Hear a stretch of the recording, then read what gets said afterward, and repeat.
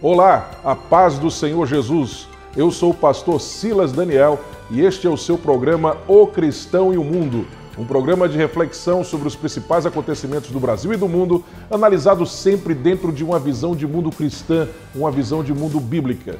E no programa de hoje nós vamos falar sobre a discussão no Supremo Tribunal Federal sobre a normatização do homeschooling no Brasil. Hoje, dia 30 de agosto de 2018, o STF vai apreciar a questão do homeschooling no Brasil. O que é homeschooling? Homeschooling nada mais é do que o ensino domiciliar. São famílias que, em vez de colocarem seus filhos numa escola para serem educadas, eles acabam educando-as em casa. Muitas vezes são os próprios pais que educam essas crianças. Em alguns poucos casos eles pagam outros para estar ensinando as crianças, mas na quase totalidade dos casos são os próprios pais que as educam. E isso no Brasil tem causado grandes problemas, porque o homeschooling não é normatizado no Brasil. Temos hoje 7.500 famílias que praticam homeschooling no Brasil. Isso significa mais de 15 mil alunos, e esses dados são da Associação Nacional de Ensino de Educação Domiciliar, a ANED. O que leva esses pais a tirarem essas crianças do ensino escolar para levarem-nas para uma educação em casa, uma educação domiciliar?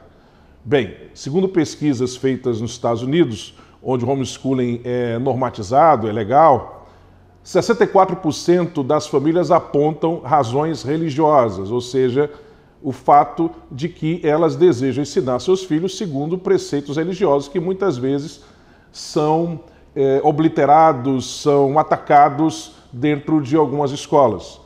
E 91% dessas famílias afirmam que é por causa do ambiente escolar, onde hoje há episódios de violência, drogas, bullying, más amizades, onde também são comuns casos de doutrinação ideológica.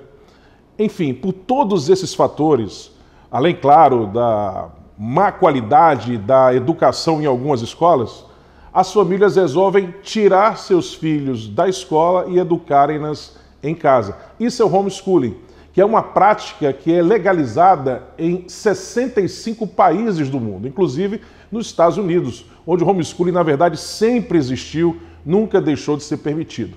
No Brasil também, o homeschooling existia.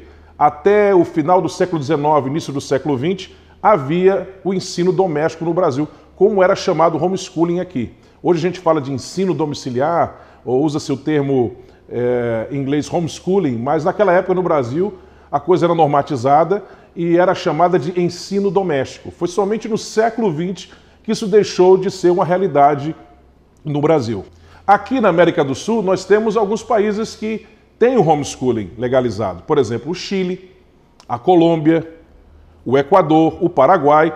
E todos esses países são países que são bem ranqueados mundialmente naquele ranking que estabelece a qualidade de educação dos países do mundo. Ou seja, o Brasil, que é um país que não aceita o homeschooling, é um país que está abaixo no ranking da educação mundial, enquanto nós vemos países que aceitam o homeschooling e que estão bem ranqueados. Estados Unidos, Japão, Inglaterra, aqui na América do Sul, repito, Chile, Paraguai, Equador, enfim. O homeschooling não significa péssima qualidade da formação dos alunos, nada a ver.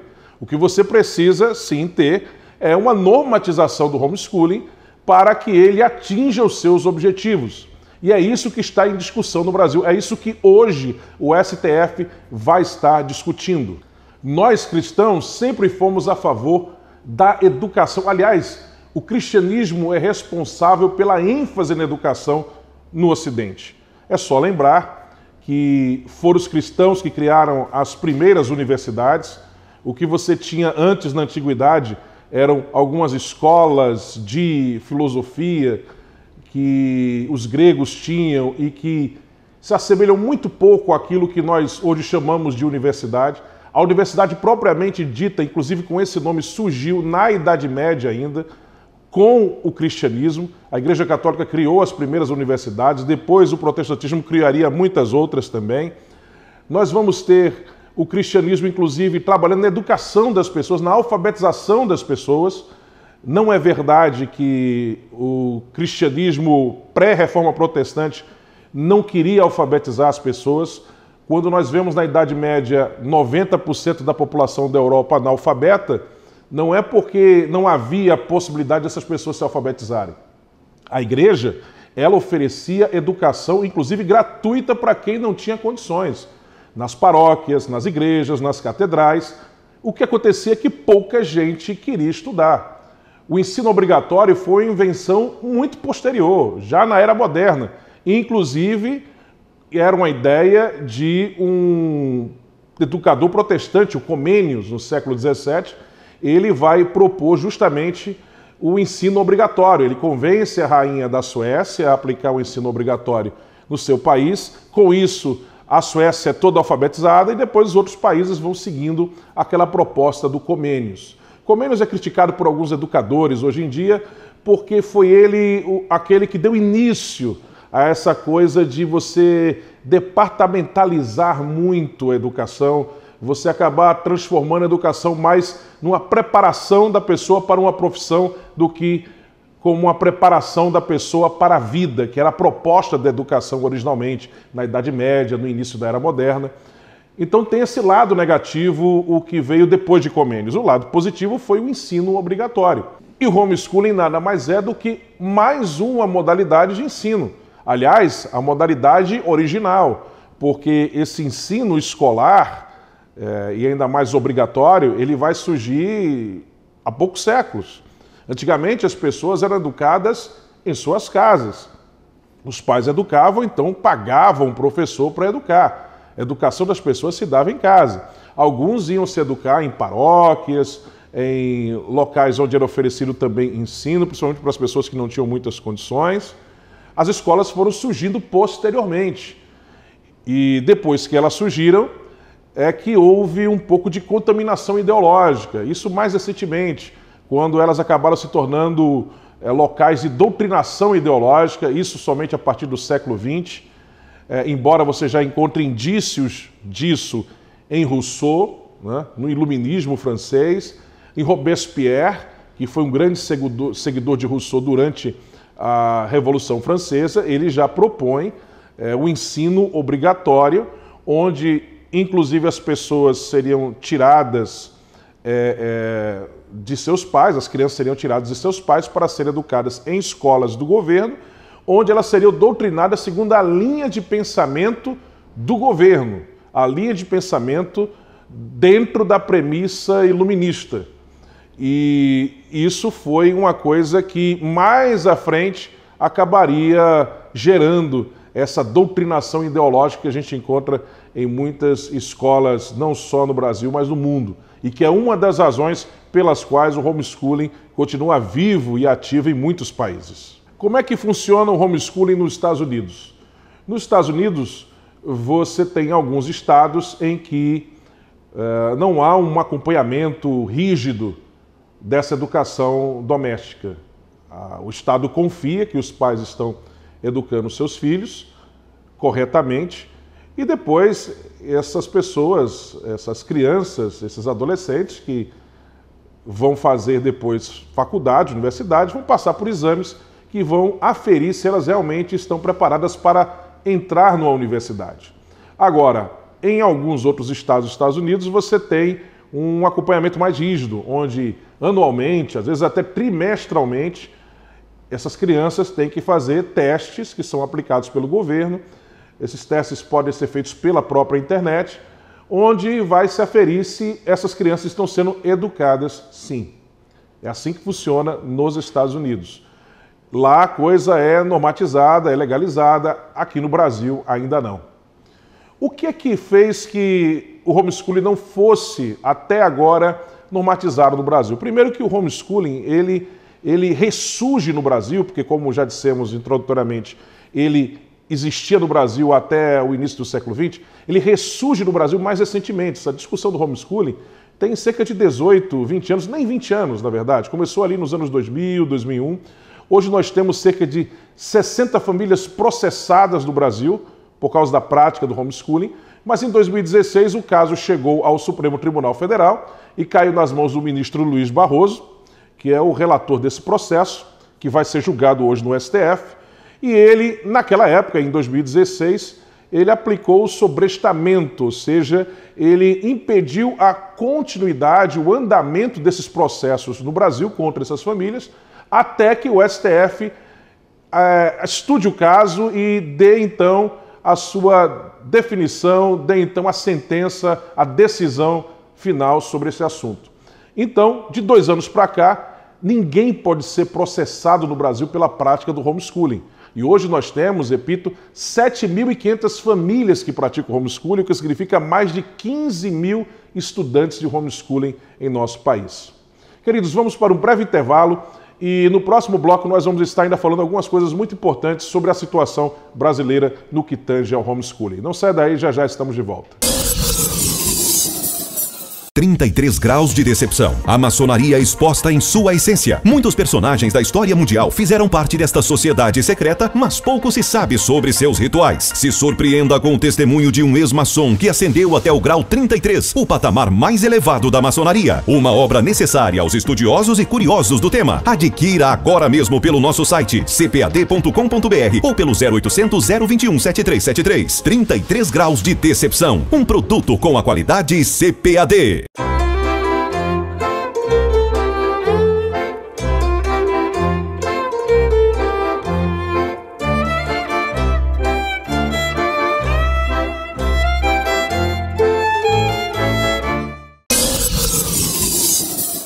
Queridos, estamos de volta com o seu programa O Cristão e o Mundo, um programa de reflexão sobre os principais acontecimentos do Brasil e do mundo, analisado sempre dentro da visão de mundo bíblica, a visão de mundo cristã.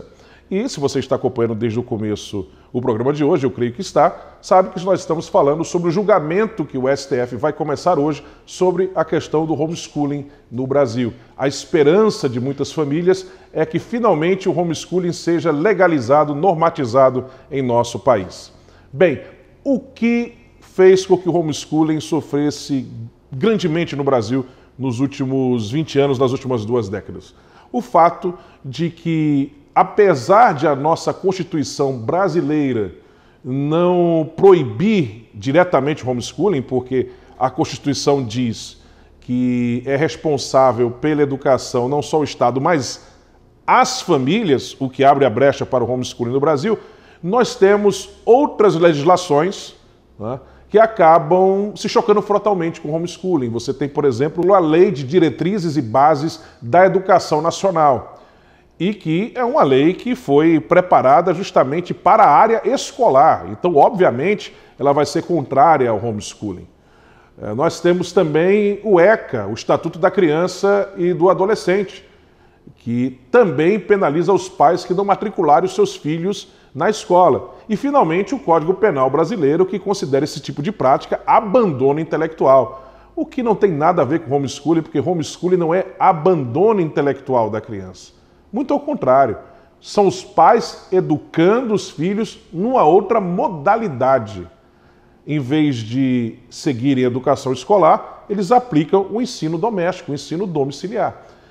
Mas como isso não é normatizado no Brasil, como isso não está especificado em lei, então a Lei de Diretrizes e Bases da Educação Nacional, mais o ECA, o Estatuto da Criança e do Adolescente, somado ao Código Penal, acaba tornando ilegal o homeschooling no Brasil. Veja que situação. E é por isso que o STF vai julgar esse assunto hoje, que é de extrema importância. Aliás, a Associação Nacional de Educação Domiciliar afirma que, logo após a normatização do homeschooling, que eles esperam que aconteçam agora com essa apreciação do STF, a expectativa é que de 7.500 famílias, a coisa salte para mais de 20 mil famílias, a coisa triplique. Por quê? Porque a situação da educação do Brasil é terrível. Nós temos no Brasil doutrinação ideológica, nós temos no Brasil episódios de violência nas escolas, nós temos no Brasil o bullying, as drogas, o ambiente escolar em que há falta de respeito, você vê tanto alunos sendo agredidos quanto professores sendo agredidos.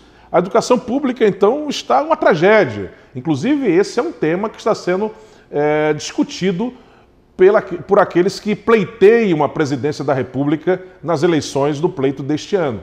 Ora, diante desse quadro, diante desse cenário, logicamente os pais querem tirar os seus filhos da escola. Se eles não encontram escolas com qualidade, alguns acabam encontrando, outros não, eles preferem a educação domiciliar. Veja, há casos de pais que inclusive sacrificam a sua própria profissão, deixam de ganhar mais, passam a ganhar menos justamente para ter tempo de estar com os filhos, para poder ensiná-los, para poder educá-los. A preocupação deles é imensa com a formação dos seus filhos. Isso é um princípio cristão, porque em Efésios capítulo 6, versículo de número 4, nós encontramos a Bíblia dizendo que os pais devem criar os filhos. E o termo traduzido ali por criar é no original grego paideia, de onde vai surgir inclusive a palavra pedagogia.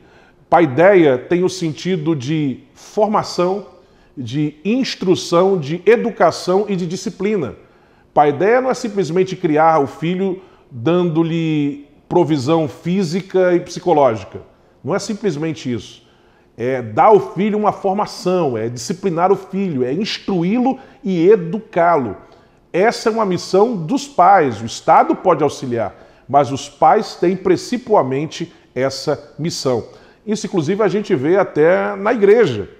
Muitos pais acabam jogando para a igreja a responsabilidade de educar os seus filhos nos caminhos do Senhor. Mas essa responsabilidade é dos pais, não é da igreja principalmente. A igreja ela vai auxiliar os pais nesse sentido. O que é que nos diz Provérbios? Provérbios capítulo 22 nos diz que os pais devem ensinar os seus filhos no caminho em que devem andar. São os pais que devem ensinar seus filhos no caminho em que eles devem andar. Os Provérbios está se dirigindo aos pais, dizendo: ensina o menino no caminho em que deve andar. Nesse momento ele está se dirigindo aos pais, aqueles que têm filhos, e diz a eles: ensina o menino no caminho em que deve andar, e quando ele crescer, não se desviará dele. E é interessante que o texto não diz ensina ao menino o caminho em que ele deve andar. O texto bíblico diz ensina ao menino no caminho em que ele deve andar. Ou seja, você não deve apenas dizer a ele o que ele tem que fazer, você também tem que encarnar aqueles princípios que você está ensinando. Você deve ensinar a ele o que ele deve fazer, andando com ele no caminho em que ele deve andar. Ensina o menino no caminho, ou seja, andando com ele no caminho em que ele deve andar. Ou seja, o pai deve ensinar também pelo exemplo. Não tem essa de faça o que eu digo, não faça o que eu faço. Esse tipo de educação não funciona. Isso entra aqui no ouvido, ó, e sai pelo outro, não desce ao coração, não sobe à mente, não cria raízes nas interioridades das pessoas, não forma caráter nas crianças, muito pelo contrário, caráter positivo eu estou falando, vai gerar um mau caráter, porque a hipocrisia é a pior coisa que tem. O exemplo do hipócrita é o que gera o mau caráter naquelas pessoas que estão crescendo, são crianças que estão começando a se desenvolver e têm diante de si apenas esse tipo de exemplo. Então, é importante que a educação também tenha o exemplo. Ora, e quando você vê, além de uma má qualidade de educação no sentido de conteúdo, você ainda tem esse ambiente escolar negativo, que se choca com os valores, os princípios morais, quando você encontra essa degeneração social e moral, espiritual das escolas, isso tudo leva os pais a tirarem seus filhos da escola e tentarem educá-los em suas residências. Sobre a má qualidade do ensino no Brasil, nós temos dados da Prova Brasil 2013 que mostram que 40% dos alunos que terminam o ensino fundamental no Brasil não sabem interpretar um texto. Quase 15% não sabem, inclusive, multiplicar. E mais, esse mesmo número aí, ou um pouquinho mais, não sabe sequer fazer um cálculo de porcentagem. Essa é a qualidade do nosso ensino do Brasil. E nós tivemos também uma pesquisa há poucos anos que mostrou que uma grande porcentagem das pessoas que saem da universidade do Brasil saem sendo analfabetos funcionais. E a culpa é de quem? É da universidade? Não. O problema está lá no começo, no ensino fundamental, porque se a coisa não é feita corretamente no ensino fundamental, não é a universidade que vai resolver isso. A pessoa já tem que chegar na universidade com esse mínimo de bagagem cognitiva que uma boa formação, uma boa educação vai dar, para que inclusive ele possa aproveitar muito bem o seu aprendizado na universidade. A universidade não forma ninguém, ela informa, ela traz informações. Depende do aluno se formar. Ele vai pegar essas informações e vai precisar saber lidar com elas. Inclusive, ele não vai depender só daquilo que a universidade lhe traz de conteúdo. Ele também vai ter que pesquisar e estudar muito por si mesmo, para que então ele possa ter um excelente aproveitamento na universidade. Mas tudo isso passa, antes de tudo, por uma boa qualidade no ensino fundamental. Portanto, queridos, esse assunto que o STF vai estar tratando hoje, o homeschooling do Brasil, é importantíssimo, não só para as famílias cristãs, mas para todas as famílias do Brasil. Eu quero lembrar ainda um outro texto bíblico, que é o de Paulo, em 2 Timóteo, capítulo 4, versículo 13, quando ele diz a seu filho na fé, Timóteo, e Paulo nesse momento está preso em Roma, ele diz: quando você vir, Timóteo, traz a capa, traz os livros e traz os pergaminhos. O termo traduzido ali por capa se refere a uma capa grossa que esquentava bastante a pessoa e que era usada no inverno. O inverno se aproximava e Paulo, quando ele deixou Troade às pressas para ir até a Macedônia, conforme nós lemos em Atos capítulo de número 16, ele acabou deixando a sua capa de inverno na casa de Carpo. E não só isso, ele deixou também seus livros e os pergaminhos. Os pergaminhos são uma referência às Escrituras, à Bíblia. No caso, a Bíblia hebraica, né, os 39 livros que formam o cânone do Antigo Testamento. E os livros são uma referência a obras que não são o texto canônico, o texto sagrado, mas que trazem um conteúdo que vai fazer a pessoa crescer em conhecimento. Veja a preocupação de Paulo. Mesmo preso, ele ainda queria estudar a palavra de Deus e estudar de forma geral conhecimentos outros além daquilo que nós vemos na Bíblia para o seu próprio crescimento. O crente, ele deve amar o conhecimento. Inclusive, Jesus disse que a verdade liberta. Claro que ali ele está se referindo principalmente a ele, Cristo, como a verdade que traz a libertação espiritual, sobretudo. Mas o princípio que está embutido ali, naquela frase de Jesus em João capítulo 8, versículo 32, se aplica para o conhecimento de forma geral. O conhecimento da verdade acaba nos libertando também socialmente, acaba nos fazendo ascender, crescer, transcender situações, porque o conhecimento da verdade é uma das maiores benesses para a vida do ser humano. Então, aprender é importante, educar-se é importante. Paulo, em 2 Timóteo, aliás, em 1 Timóteo, capítulo 4, versículo 13, vai dizer ainda a Timóteo: não pare de ler. Ele diz para ele não parar de ler, de ensinar e de exortar. Mas eu gostaria de me prender essa primeira parte, quando ele diz não pare de ler, mas insiste, persiste em ler. Ou seja, persiste em estudar. Nós cristãos amamos a educação. Essa coisa de se educar, de crescer no conhecimento, é um princípio bíblico. Ora, para começar, o cristão tem que conhecer a vontade de Deus para a sua vida. E a vontade de Deus está onde? Está exarada no livro de Deus, a Bíblia Sagrada. Então, se ele quer ter acesso a esse conteúdo, ele tem que estudá-lo. E se ele, por exemplo, não conhece a língua em que está o texto bíblico, se ele tem uma Bíblia no seu vernáculo, na língua de sua nação, como nós temos várias versões em português, então ele vai ter que aprender essa língua. Quer dizer, é preciso ele se alfabetizar antes, para ele então poder estudar a Bíblia e saber interpretá-la para apreender dela tudo o que ele precisa para o seu crescimento e desenvolvimento espirituais. É por isso que nós temos muitos casos no Brasil, não só no Brasil, mas em várias partes do mundo, de pessoas que nunca se preocuparam em se alfabetizar, mas depois de aceitarem Jesus como Senhor e Salvador de suas vidas, depois de se tornarem cristãos, seguidores de Cristo, pelo desejo que tinham de conhecer a vontade de Deus que está na Bíblia Sagrada, procuraram se alfabetizar para poder estudar a palavra de Deus e depois eles cresceram também no conhecimento em outras áreas.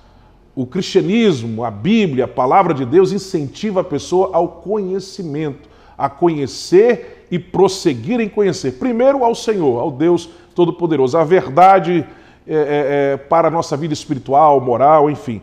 Mas o conhecimento de forma geral também é estimulado na palavra de Deus. E o homeschooling não é abandono intelectual. Homeschooling é apenas uma outra modalidade de ensino, que deve ser apenas normatizada, para que não haja abusos, para que se acompanhe se realmente está sendo realizada uma educação doméstica ou então está se burlando a norma legal que exige que as crianças sejam educadas, ok? Então, este é o assunto do nosso programa hoje. Eu espero que você tenha gostado e que nós possamos acompanhar, inclusive em oração, essa decisão que o STF vai tomar, esse início do julgamento sobre o homeschooling no Brasil.